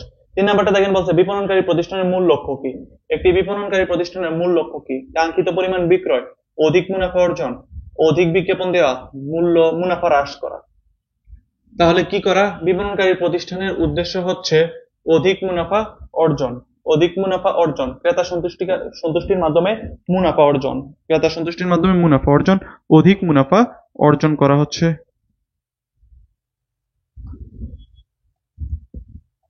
তারপর দেখেন 4 নাম্বারটা বলছে কোনটি বিক্রয়ের প্রসারমূলক কর্মকাণ্ড? কোনটি বিক্রয় প্রসারমূলক কর্মকাণ্ড? মূল্য ছাড়, বিক্রয় প্রসার, মূল্য ছাড়, ব্যক্তিক বিক্রয়, মূল্য বৃদ্ধি, বিজ্ঞাপন। তাহলে মূল্য ছাড়, ডিসকাউন্ট, বাট্টা, এগুলো হচ্ছে বিক্রয় প্রসারের কার্যক্রম।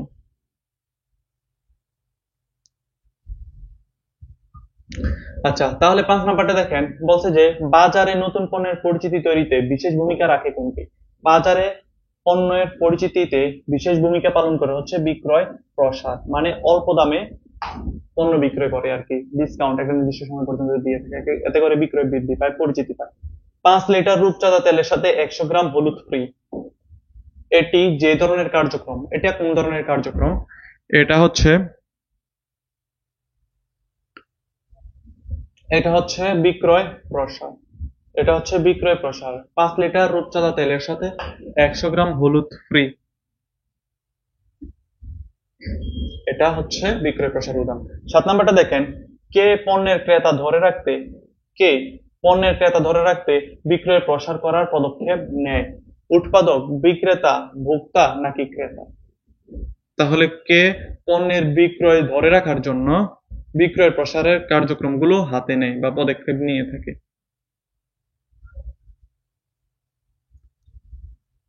তাহলে কে নিয়ে থাকে? তাহলে এরা হচ্ছে উৎপাদনকারী প্রতিষ্ঠান। উৎপাদনকারী প্রতিষ্ঠান তাদের পণ্য বিক্রয়ের জন্য মূল্য হ্রাসের ঘোষণা দেয়, মূল্য ছাড় দিয়ে থাকে। তারপরে 8 নাম্বারটা দেখেন, তাহলে উৎপাদনকারী প্রতিষ্ঠান, এটা হচ্ছে উৎপাদনকারী প্রতিষ্ঠান। 8 নাম্বার বলছে bonus bonus talk time, SMS প্রভৃতি মোবাইল কোম্পানি কেন দেয়? বোনাস টক টাইম, এসএমএস এগুলো মোবাইল কোম্পানি কেন দিয়ে থাকে? অর্ডার বৃদ্ধির জন্য, প্যাকেজ ক্রয় করার জন্য, বর্তমান ক্রেতা ধরে রাখার জন্য, বিক্রয় হ্রাসের জন্য। তাহলে 8 নাম্বারটা কি হবে?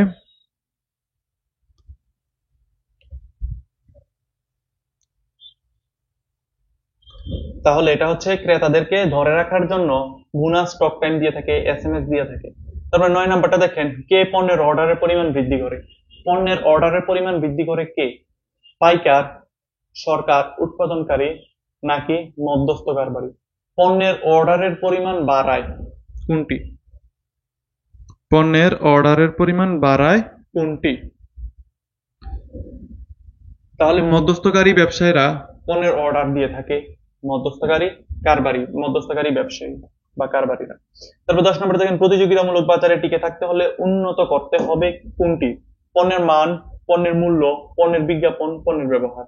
প্রতিযোগিতামূলক বাজারে টিকে থাকতে হলে কোনটি উন্নয়ন করতে হবে?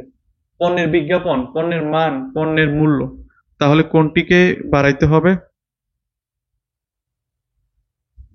তাহলে আমাদের বাড়াইতে হবে হচ্ছে পণ্যের মান বৃদ্ধি করতে হবে, পণ্যের গুণগত মান বা কোয়ালিটি বৈশিষ্ট্য বৃদ্ধি করতে হবে। তারপর দেখেন 11 নাম্বার বলছে যে ভোক্তামুখী বিক্রয় প্রসার কোনটি? ভোক্তামুখী বিক্রয় প্রসার কোনটি? তাহলে ভোক্তামুখী কোনটা? এটা হচ্ছে নমুনা বিতরণ। নমুনা বিতরণ হচ্ছে ভোক্তামুখী বিক্রয় প্রসার। ভোক্তামুখী বিক্রয় প্রসার। এই যে ক্রয় ভাতা, বোনাস, গিফট এগুলো হচ্ছে বিক্রয়কারী, যারা বিক্রয় করে মধ্যস্থ কারবারি, ডিলার এদেরকে দিয়ে থাকে। আর নমুনা বিতরণ করে হচ্ছে ভোক্তাদের উদ্দেশ্যে, এগুলো ভোক্তামুখী বিক্রয় প্রসার। তারপর এটা দেখেন, ক্রেতাকে পণ্য ক্রয়ে আগ্রহী করে পণ্য মূল্য, পণ্যের মোড়ক, পণ্যের আকার। তাহলে কোনটিকে ক্রেতাকে পণ্য ক্রয়ের জন্য আগ্রহী করে তোলে?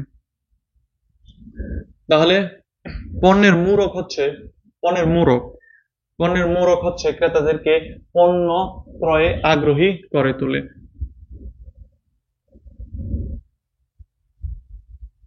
পণ্যের মোড়ক। 13 নাম্বারটা দেখেন, বিক্রয় প্রসারের জনপ্রিয় কৌশল কোনটি? বিক্রয় প্রসারের জনপ্রিয় কৌশল কোনটি? নমুনা বিতরণ, বিজ্ঞাপনী পণ্য, নমুনা বিতরণ নাকি হচ্ছে আকর্ষণীয় মূরক, অর্থ ফেরত পদ্ধতি? তাহলে এটা কোনটা? এটা হচ্ছে আকর্ষণীয় মূরকের মাধ্যমে আমাদের পণ্যের বিক্রয় দ্রুত বৃদ্ধি পায়। ওকে, তারপরেরটা দেখেন 14 নাম্বারটা কি বলছে? বিপণনকারী কর্তৃক ভোক্তাদের প্রদত্ত বিশেষ ধরনের প্রতিশ্রুতিকে কি বলা হয়? বিপণনকারী কর্তৃক ভোক্তাদেরকে প্রদত্ত বিশেষ ধরনের প্রতিশ্রুতিকে কি বলা হয়? কুপন, প্রদর্শনী, উপহার, মূল্য ছাড়। বিপণনকারী কর্তৃক ভোক্তাদেরকে প্রদত্ত বিশেষ ধরনের প্রতিশ্রুতি, বিশেষ ধরনের সুবিধা দেওয়ার জন্য আর কি একটা প্রতিশ্রুতি দেয়। এই প্রতিশ্রুতি একটা হচ্ছে কাগজের মতো, এটাকে কি বলা হয়? এটাকে বলা হয় কুপন। কি বলা হয়? কুপন বলা হয়। এটাকে বলা হয় কুপন বলা হয়। তারপরে 15 নাম্বারটা দেখেন, বলছে যে বিক্রয় প্রসারের অন্যতম কৌশল কোনটি? বিক্রয় প্রসারের অন্যতম কৌশল মূল্য হ্রাস, নমুনা বিতরণ, শুভেচ্ছা জ্ঞাপন, আকর্ষণীয় মূরক। তাহলে দেখেন এগুলো সব হচ্ছে বিক্রয় প্রচারের কৌশল, তবে অন্যতম কৌশল কোনটা? তাহলে এখানে অন্যতম কৌশল হচ্ছে শুভেচ্ছা জ্ঞাপন। এই যে মূল্য হ্রাস, আকর্ষণীয় মূরক, নমুনা বিতরণ এগুলো হচ্ছে কমন। আর শুভেচ্ছা জ্ঞাপন যেমন হচ্ছে জন্মদিনে আপনাকে শুভেচ্ছা দেয়, যেমন রকমারি থেকে দেখবেন যে আপনার জন্মদিনে আপনার হোয়াটসঅ্যাপে একটা মেসেজ দিয়ে দিল যে শুভ জন্মদিন, আপনাকে 5% ডিসকাউন্ট দিবে আপনি যদি বই কিনেন। তারপরে হচ্ছে তারপরে রবি কোম্পানি প্রতি বছর বছর আপনাকে শুভেচ্ছা দিচ্ছে, ঈদের শুভেচ্ছা জানাচ্ছে, পয়লা বৈশাখ, তারপরে হচ্ছে পূজার, তারপরে তো যত অনুষ্ঠান, রাষ্ট্রীয় অনুষ্ঠান, সরকারি অনুষ্ঠান, সবগুলোতে আপনাদেরকে শুভেচ্ছা জ্ঞাপন করে। এগুলো হচ্ছে অন্যতম নতুন কৌশল। কোনটি আধুনিক বিক্রয় প্রসার কৌশল? আধুনিক বিক্রয় প্রসার কৌশল কোনটি? মূল্য ছাড়, নমুনা বিতরণ, কুপন প্রদান, শুভেচ্ছা জ্ঞাপন। তাহলে আধুনিক বিক্রয় প্রসার কৌশল কোনটি? তাহলে এটা হচ্ছে আধুনিক বিক্রয় প্রসার কৌশল। এখানে দেওয়া হচ্ছে শুভেচ্ছা জ্ঞাপন আধুনিক। এগুলো হচ্ছে মূল্য ছাড়, নমুনা বিতরণ, কুপন, এগুলো হচ্ছে রেগুলার। কুপনটা আধুনিকের মধ্যে পড়তে হবে, শুভেচ্ছাটা ইদানিং সবচেয়ে বেশি প্রচলিত হয়ে থাকে। তারপর 17 নম্বরটা দেখেন, বলছে প্রদর্শনী ও ব্যবহার দেখানোর মাধ্যমে, প্রদর্শনী ও ব্যবহার দেখানোর মাধ্যমে পণ্যের ক্রেতাকে আকর্ষণ করার চেষ্টাকে কি বলা হয়?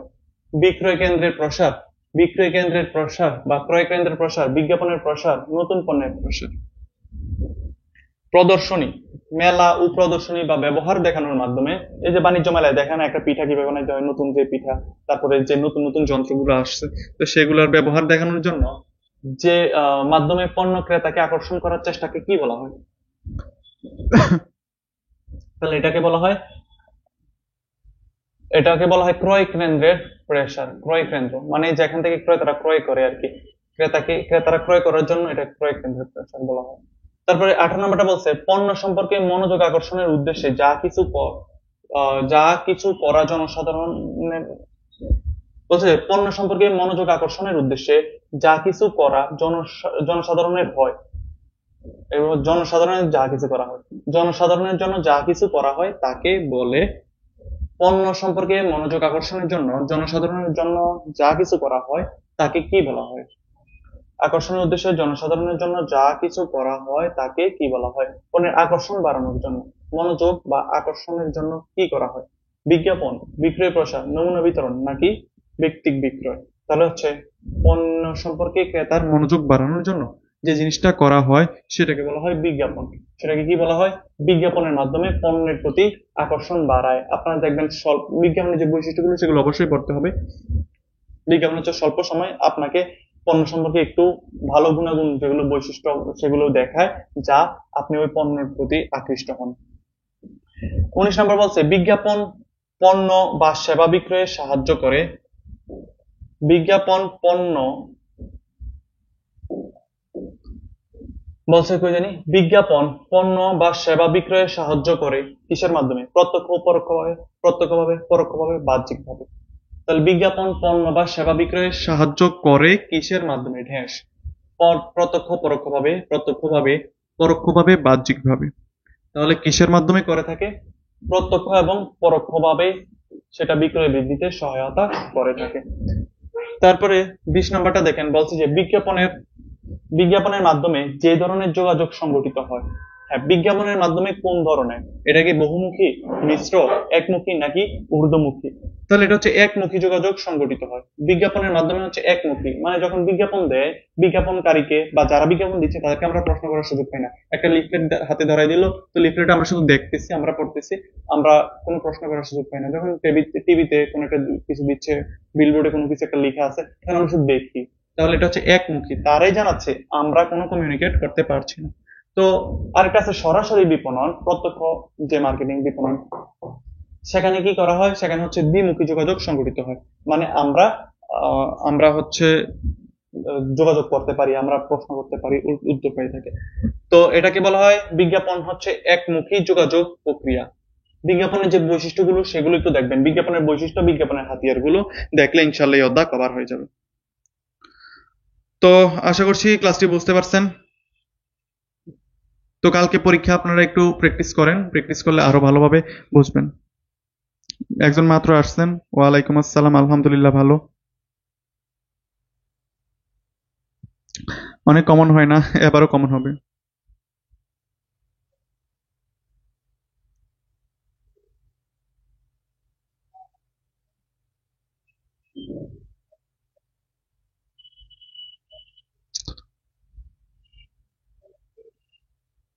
আচ্ছা ঠিক আছে, তাহলে আশা করি বুঝতে পারছেন। কারো কোনো সমস্যা থাকলে জানান।